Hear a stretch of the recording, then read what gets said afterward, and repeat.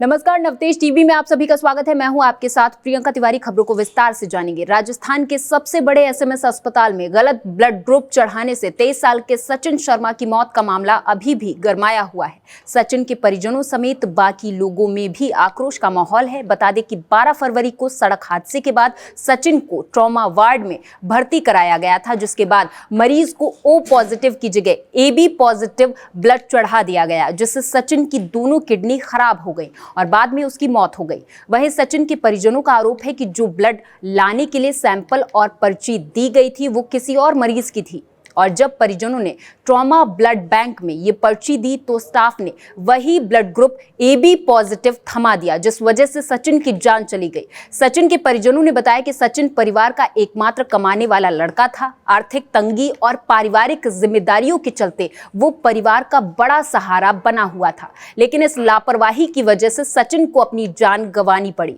उधर सचिन के परिवारजनों का रो रो कर बुरा हाल है। उनका कहना है कि इस मामले में जो भी आरोपी हैं उन पर सख्त से सख्त कार्रवाई होनी चाहिए।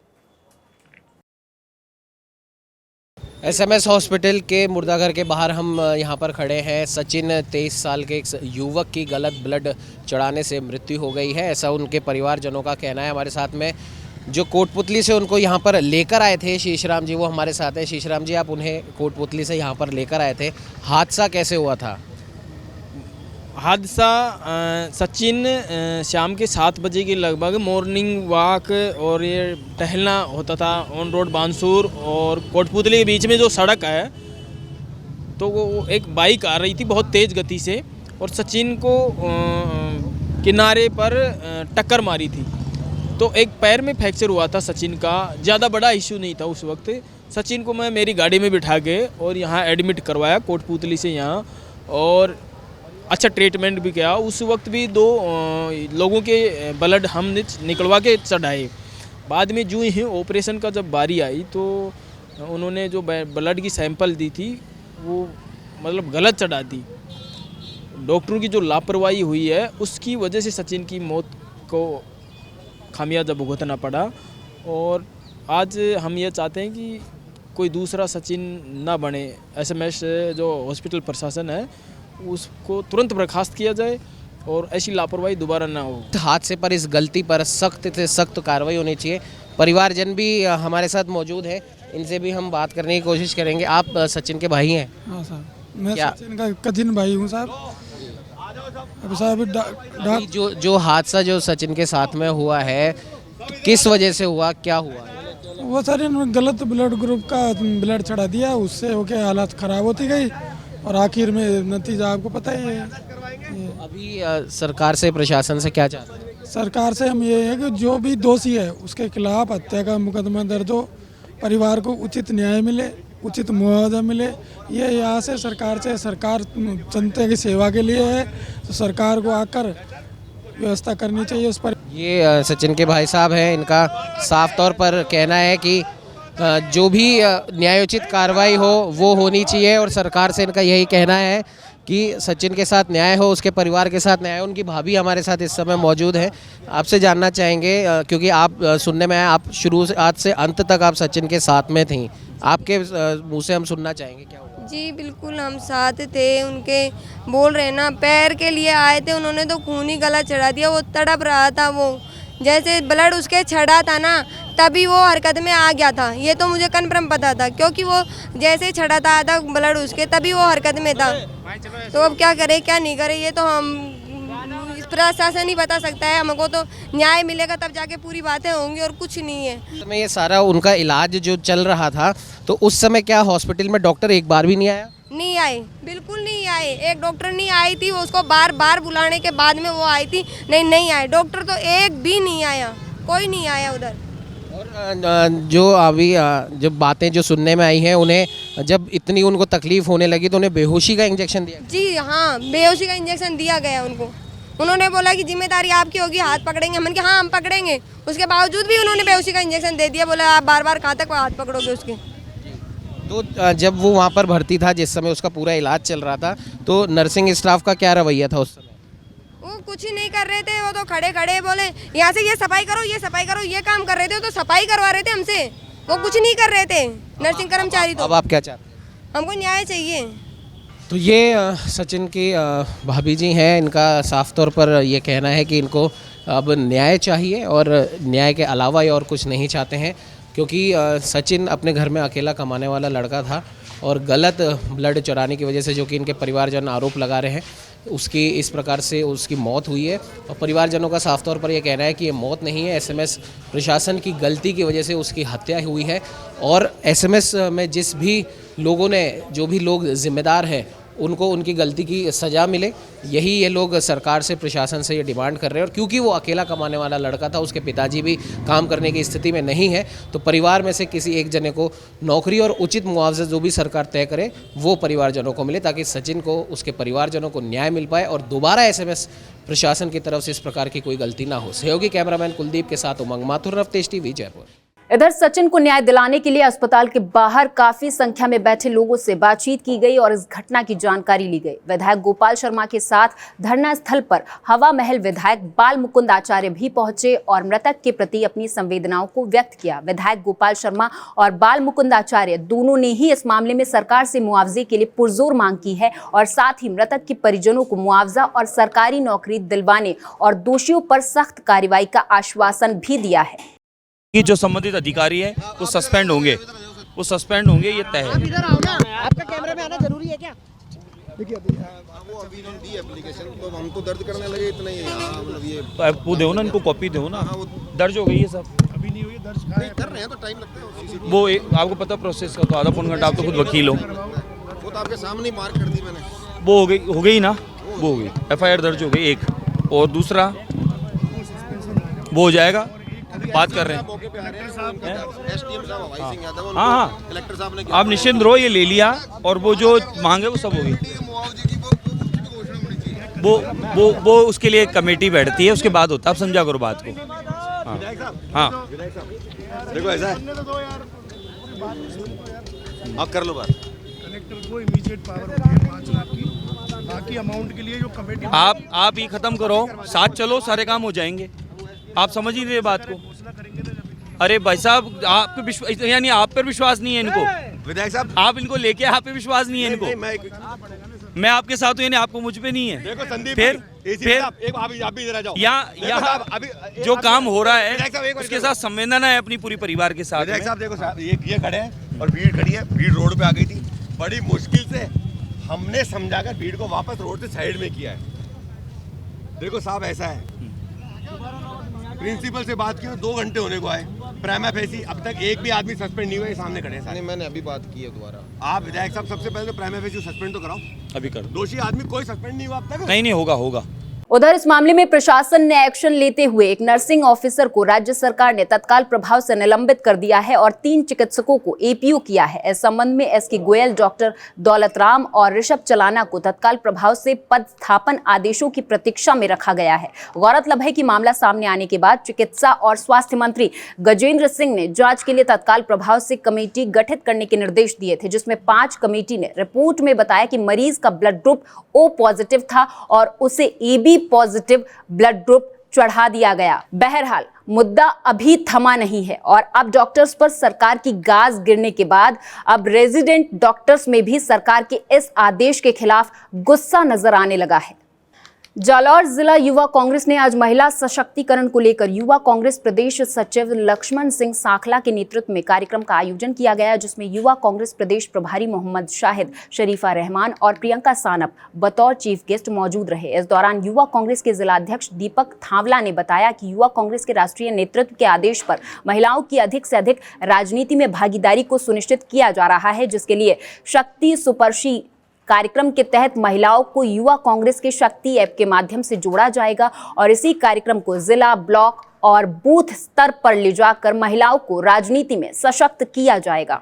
भारतीय युवा कांग्रेस की शक्ति सुपर्शी जो मुहिम है महिलाओं को जोड़ने का, आज उसी के लिए हम जालौर में राजस्थान में आए हुए हैं, ताकि यहाँ की जो महिलाएं हैं उनको शक्ति सुपर्शी के बारे में बताएं, राजनीति में वो कैसे भागीदार बन सकती है और अपने हक और हिस्सेदारी की लड़ाई लड़ सकती है। तो सारी चीज़ों को हम ज़मीनी स्तर पे इन महिलाओं से डिस्कस करने के लिए आए थे। कैसे चीज़ें करेंगे तो ये आगे बढ़ सकते हैं, पॉलिटिकली अपने डिसीजन मेकिंग में इनका भागीदारी हो सकता है, ये सारी चीज़ों का आज हमने बात किया। कर्नाटक की कांग्रेस सरकार ने बीते बुधवार को कर्नाटक हिंदू धार्मिक संस्थान और धर्मार्थ बंदोबस्ती विधेयक 2024 पारित किया, जिसमें प्रदेश के सनातन धर्म का प्रतिनिधित्व करने वाले हिंदू मंदिरों में 10% अतिरिक्त कर लगाने का प्रावधान था। हालांकि कर्नाटक विधानसभा में ये बिल पास नहीं हो सका। वहीं अब इस विधेयक पर बीजेपी ने कांग्रेस को आड़े हाथों लेते हुए इसे कांग्रेस की तुष्टीकरण की नीति करार दिया है।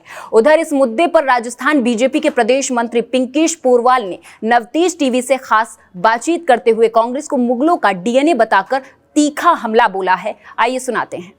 कर्नाटक की कांग्रेस सरकार ने एक बार फिर से तुष्टीकरण का सबूत देते हुए एक बिल लाने का प्रस्ताव रखा था। हालांकि वो बिल माफ कीजिएगा विधानसभा में पास नहीं हुआ है, लेकिन आपको बताते हैं वो बिल क्या था। वो बिल था हिंदू मंदिरों के आय के ऊपर 10% का टैक्स लगाना। हमारे साथ बीजेपी से पिंकेश जी मौजूद हैं। सर, किस प्रकार से देखते हैं आप इसे?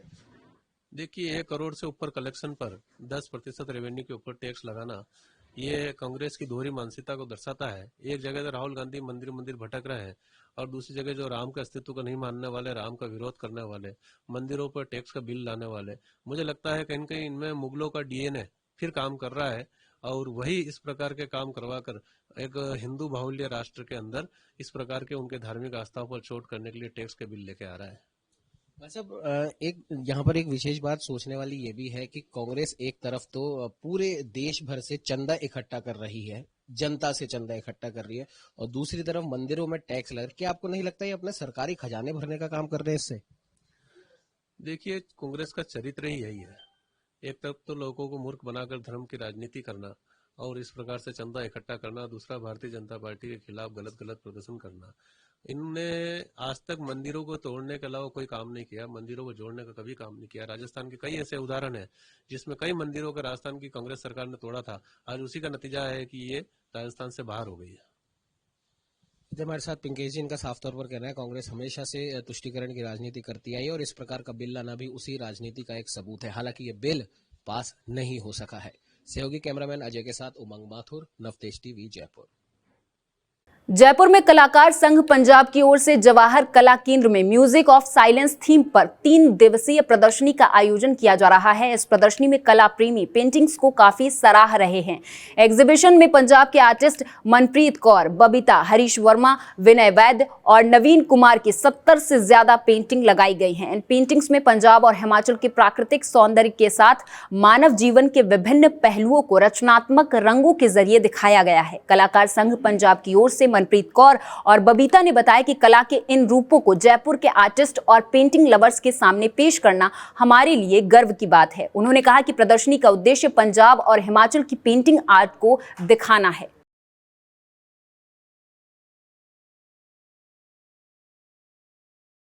क्योंकि जो नेचर है उसमें म्यूज़िक है, लेकिन अपना वो अपने रंग साइलेंस वे में अपना बताती है। हमारी पेंटिंग्स में मोस्टली नेचर को ही डिपिक्ट किया गया है, लाइफ को डिपिक्ट किया गया है और हमारी जो नेचर है, कुदरत है, इसमें एक अपना ही म्यूज़िक है, अपना ही एक साउंड है जो हमें सुनाई देता है। हमें एक्चुअली 20+ ईयर्स हो गए हैं इस लाइन में। पहले 20+ टाइम हो गया है। पहले तो जॉब में थी, उसके बाद प्रोफेशनली इसमें आई हूँ। शुरू से नेचर से लगाव है, प्यार है, नेचर में बहुत घूमते हैं तो नेचर को ही डिपिक्ट करते हैं। पहले तो शौकिया तौर पे करते थे, अब लगा कि एग्जिबिट किया जाए, औरों को भी दिखाया जाए, इंस्पायर किया जाए दूसरों को, दूसरों से खुद भी इंस्पायर हो। जितना इंट्रैक्शन दूसरों से होता है उतना ज़्यादा सीखने को मिलता है। मेरे साथ हैं नवीन सर हैं, हरीश सर हैं, बबीता सर हैं, एक विनय वैद्य हैं। नहीं, जॉब में नो डाउट की कमाई होती थी, पर जॉब के साथ अपने इस पैशन को काम टाइम नहीं दे पाते थे। सारा दिन जॉब में निकल जाना, फिर इतना ज़्यादा थके होना कि घर आके घर भी देखो, अपना काम भी करो, फिर ये मुश्किल लगता था कि नहीं अपने साथ नाइंसाफ़ी हो रही है, काम के साथ नाइंसाफ़ी हो रही है। इधर डीडवाना के बांगड़ राजकीय पीजी कॉलेज का मूल्यांकन करने के लिए राष्ट्रीय मूल्यांकन और प्रत्यायन परिषद की 3 सदस्यीय टीम डीडवाना पहुंची। नेक पियर टीम में चेयरपर्सन डॉक्टर शुभ शंकर सरकार, डॉक्टर वेंकट रमन और राजेंद्र पाटिल निरीक्षण टीम में शामिल थे। नेक की टीम में कॉलेज शैक्षिक प्रक्रियाओं में संस्था का प्रदर्शन, पाठ्यक्रम चयन और कार्यान्वयन, प्रशासन और आर्थिक स्थिति एवं छात्र सेवाओं जैसे बिंदुओं के आधार पर संस्थान का मूल्यांकन किया गया और महाविद्यालय की प्राचार्य डॉक्टर मनीषा गोदारा के नेतृत्व में SSR रिपोर्ट सबमिट की गई। गौरतलब है कि नेक एक ऐसा संस्थान है जो भारत के उच्च शिक्षा अन्य शिक्षा संस्थानों का आकलन का काम करती है।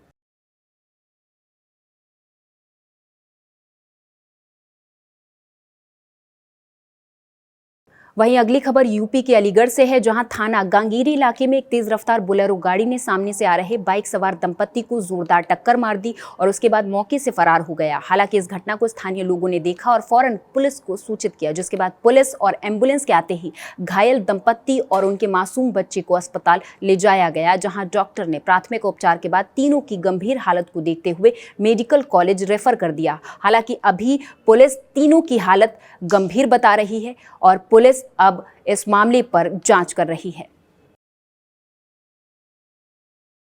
अभी 3 मरीज हमारी इमरजेंसी में लाए गए हैं जो काफ़ी गंभीर अवस्था में हैं। इनके द्वारा बताया गया है परिजनों के द्वारा कि इनका गंगीरी थाना क्षेत्र के अंतर्गत मखदूम नगर पे एक 4 व्हीलर और 2 व्हीलर में एक्सीडेंट हुआ है। ये बाइक पे 3 लोग थे, जिसमें एक बच्चा भी है 12 वर्ष का। ये तीनों ही घायल हुए हैं और पुलिस के द्वारा 108 के थ्रू यहाँ लाए गए हैं। कैसी हालत है डॉक्टर साहब तीनों की और किस तरीके का उनको ट्रीटमेंट दिया जा रहा है? तीनों की हालत गंभीर है और तीनों को फर्स्ट प्राथमिक उपचार देके मेडिकल कॉलेज के लिए अलीगढ़ रेफर कर दिया गया है। कौन सी जगह डॉक्टर साहब? ये सामुदायिक स्वास्थ्य केंद्र छर्रा में। ये है ना, मतलब वो गंगीरी से आ रहे थे तो वो ने अपनी साइड से, ये अपनी साइड चला रहे थे तीनों और मैं दूसरे ने अपनी गाड़ी से टक्कर कर दी।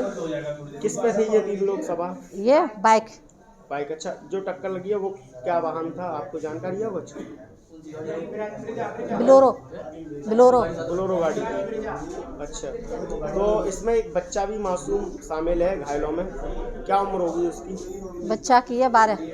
तो कैसी कंडीशन है अभी 3 लोगों की? बहुत गंभीर है। गंभीर कंडीशन है। अभी कहाँ पे लेके आए हो इन लोगों को? CSC।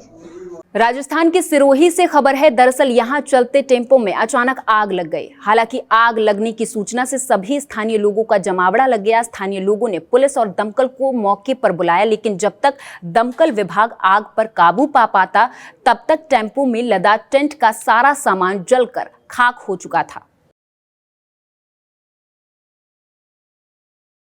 अगली खबर उदयपुर वाटी कस्बे के गोरिया गांव से है, जहां आज सुबह स्कूल खुलने से पहले स्कूल के कंप्यूटर कक्ष में अचानक शॉर्ट सर्किट की वजह से आग लग गई। जब आसपास के ग्रामीणों ने धुआं देखा तो ग्रामीणों ने स्कूल प्रधानाचार्य को सूचना दी, जिसके बाद आसपास के ग्रामीणों ने स्कूल परिसर में पहुंचकर आग बुझाने की कोशिश की। ग्रामीणों ने बताया कि आधे घंटे तक आग बुझाने का प्रयास किया गया, जिसके बाद आग पर काबू पाया गया। वहीं आग का कारण शॉर्ट सर्किट बताया जा रहा है। मैडम प्रिंसिपल इनका फोन आया था कि आप फटाफट स्कूल पहुंचो, आग जली हुई है। स्कूल पहुंचा तो पड़ोस में घर है अपने यहाँ पे स्कूल के पास। उन्होंने बताया कि मैडम को फ़ोन किया था, वो भी सुबह निकले तो स्मेल से धुआं आ रही थी खिड़की से बाहर। उन्होंने मैडम को फ़ोन किया, मैडम ने नहीं किया। फिर हमने भी मिलजुल के सभी को फ़ोन करके स्कूल आए, स्कूल का ताला तोड़ा, गेट का ताला तोड़ा, देखा तो अंदर बहुत भयंकर आग लगी थी, धुआं ही धुआं था, कुछ दिखाई नहीं दे रहा था। फिर एक लाइट कटवाई और फिर मिलजुल के सभी ने आग बुझाने की कोशिश करी और कामयाब भी हुए। फायर ब्रिगेड को भी फ़ोन किया, फायर ब्रिगेड को पहले फ़ोन किया था, हालांकि फायर ब्रिगेड लेट पहुंची। पहुंचने से पहले आग पर काबू पा लिया। लगभग कितना नुकसान हुआ है, क्या लग रहा है? नुकसान तो 3-4 कंप्यूटर हैं वो जल गए। आज अपने राजकीय उच्च माध्यमिक विद्यालय गोरिया गांव में स्कूल में हमारे पास गांव वालों ने देखा कि एक पीछे दूसरी खिड़की है उससे मतलब धुआं निकल रही थी। फिर हम वहाँ से दौड़ के आए, सरपंच जी गाँव के कुछ जागरूक लोग यहाँ पे आए। जब हमारे पास कुछ चाबी थी तो हमने इसका मेन गेट का लॉक तोड़ा और अंदर से तोड़ा। जब खोल के देखा तो अंदर से बहुत काला काला धुआं हो रहा था और आग तेज जल रही थी। उसमें कंप्यूटर वगैरह सिस्टम सब जल चुके हैं। जब हमने फायर ब्रिगेड को फ़ोन किया तो उसका कम से कम 1.5-2 घंटे से अब फायर ब्रिगेड आई नहीं अभी तक। और अब गाँव वालों से मिलकर ये आग बुझाई है। यानी लगभग सिस्टम इसका सब कुछ खत्म हो चुका है स्कूल में, कंप्यूटर वगैरह सब। कितना नुकसान हुआ है लगभग, कितना माने? लगभग तो सर पूरे कंप्यूटर नष्ट हो गए तो अब 4-5 लाख का सिस्टम इसमें था, क्योंकि पूरे प्रोजेक्ट वगैरह चलते हैं इससे, वो सब इसमें खत्म हो चुके हैं। स्कूल खुल चुकी थी या स्कूल खुलने के बाद? स्कूल नहीं खुली थी, स्कूल में तो अभी स्कूल का टाइम ही नहीं हुआ था, इसमें आग लगी थी 8 बजे के लगभग, ये हो गया था ये।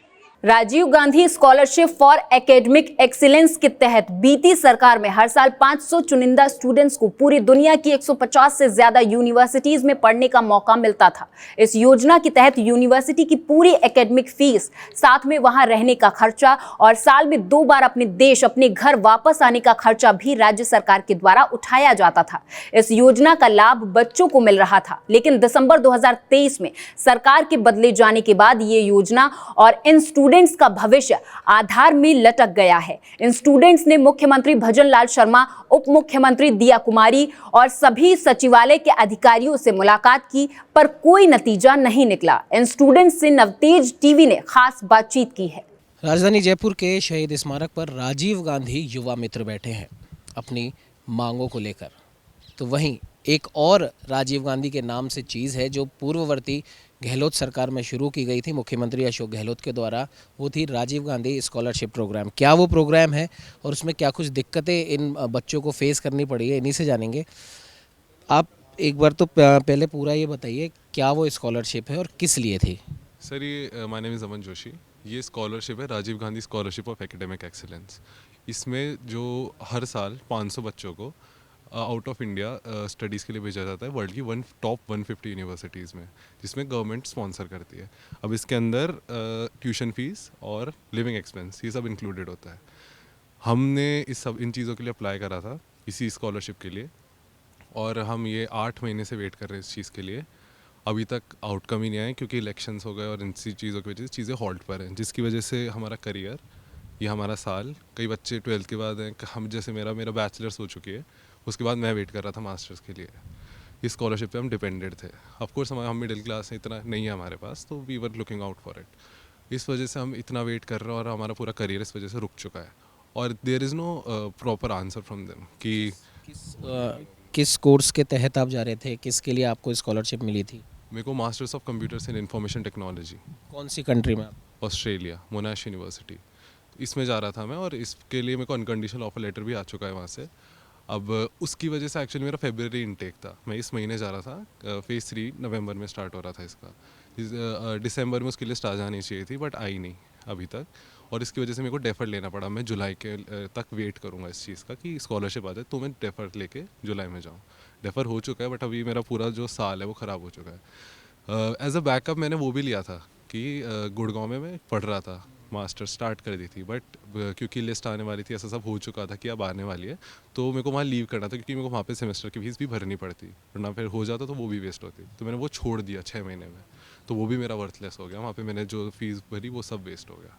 अभी मेरे को वेट करना पड़ रहा है फिर से, और गवर्नमेंट और ऑफिसर्स की तरफ से कोई रिस्पॉन्स नहीं है। सिर्फ वो बोल रहे हैं होगा, अटक रहा है, प्लान भी देखिए आप। ये सब मैं ही नहीं और 250-300 बच्चे वो सब सफ़र कर रहे हैं। कुछ और बच्चे भी यहाँ पर मौजूद हैं। आप किस कोर्स के लिए जा रहे थे, कौन सी कंट्री। मैं मोनाश यूनिवर्सिटी में जा रहा था फॉर बैचलर इंटरनेशनल रिलेशंस, और मैंने 12th के बाद इसमें अप्लाई करा था, और अभी तक गवर्नमेंट की तरफ से कोई रिस्पांस नहीं है। मैं सेक्रेटरीट जाके सबसे मिल चुका हूँ, लाइक वहाँ पे दिया कुमारी है, मैम है, और प्रेमचंद बैरवा सर हैं। उन सब का कहना है कि हम आपको जल्द से जल्द अपडेट देंगे, और अभी तक कोई अपडेट नहीं है। और सर 12th के बाद मेरे को दिल्ली यूनिवर्सिटी जो टॉप कॉलेज है वो मिल गया था, बट मैंने राजीव गांधी स्कॉलरशिप की वजह से उसको ड्रॉप कर दिया। बट सर अभी इस सिचुएशन पर मेरे को कोई सी भी यूनिवर्सिटी एडमिशन नहीं देगी, बिकॉज अब इससे मेरा पूरा 1.5 साल ख़राब हो गया, और जो मेरा स्टडी में गैप आया है वो मैं जस्टिफाई कभी नहीं कर पाऊँगा मेरी लाइफ में कि स्टडी गैप किस वजह से आया।